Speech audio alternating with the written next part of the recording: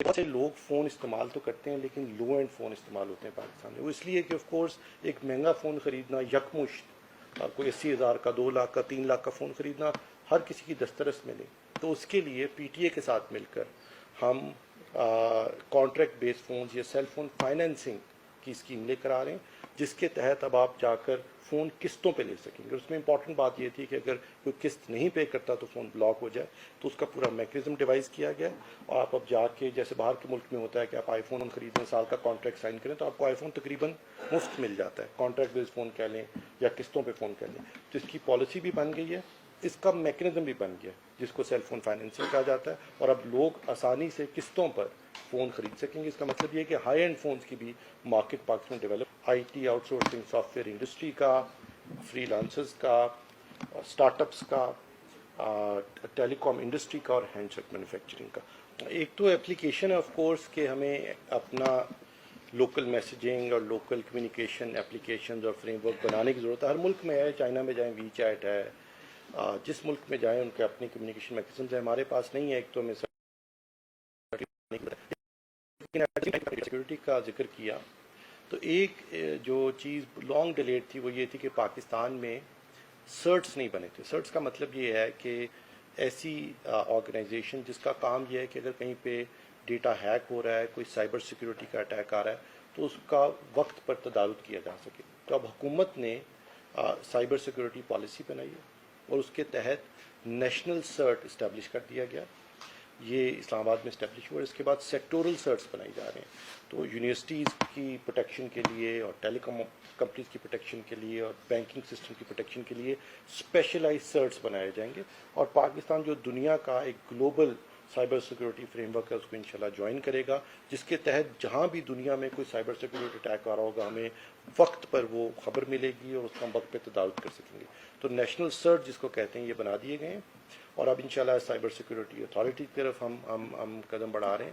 اور سون یہ جو ہمارا ڈیٹا پروٹیکشن ہے, ہماری سائبر سیکورٹی ہے, سائبر اسپیس کی پروٹیکشن ہے, نہ تو اس کی پالیسی ایگزسٹ کرتی تھی, نہ فریم ورک اور نہ امپلیمنٹیشن کرنے کے لیے. اور آف کورس یہ دنیا through which government employees can also communicate easily. At the same time Pakistan میں کوئی نیشنل ڈیٹا سینٹر بھی نہیں ہے. دیکھیے ہر سرکاری ادارے کے پاس اپنے چھوٹے چھوٹے ڈیٹا سینٹرز ہیں.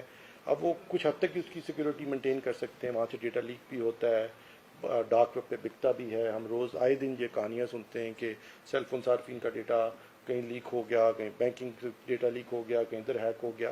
تو اس سب کو کرنے کے لیے یہ بھی ہے کہ ایک نیشنل فریم ورک, ایک نیشنل ڈیٹا سینٹر بنایا جائے جس میں جو حساس ڈیٹا ہے جیسے نادرا کا ڈیٹا ہے یا سیل فون کمپنیز کا ڈیٹا ہے یا ہمارا پرسنل ڈیٹا ہے, تو اس کو سیکیور کیا جا سکے. اور اس کے اوپر بھی کام شروع ہو گیا.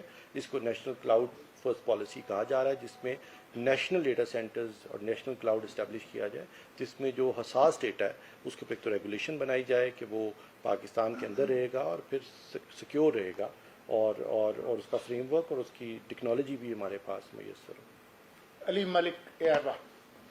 جی سر, آپ نے موبائل مینوفیکچرنگ کا ذکر کیا. اگر ہم ڈیٹا دیکھیں جو آفیشیل ڈیٹا ہوتا ہے تو ہمیں پتہ چلتا ہے کہ ایک ماہ میں 36 بلین سے زائد کی ہم فون منگوا رہے ہیں. یہ درست بات.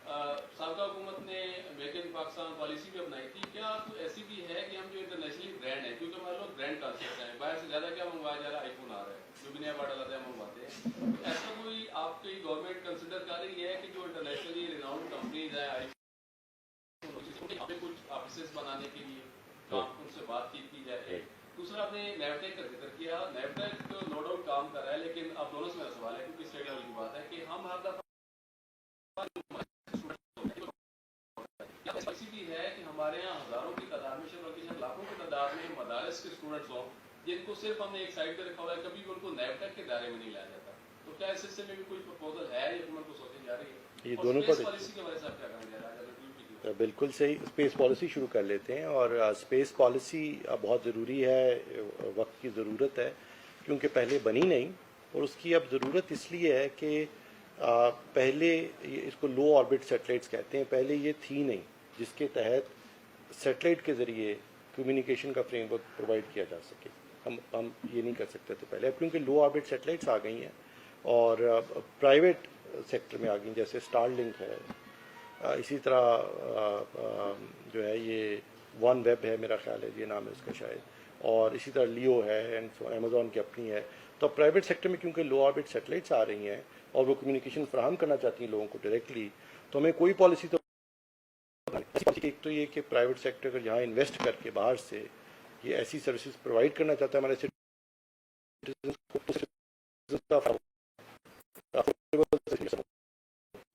ایٹ دا سیم ٹائم ہماری جو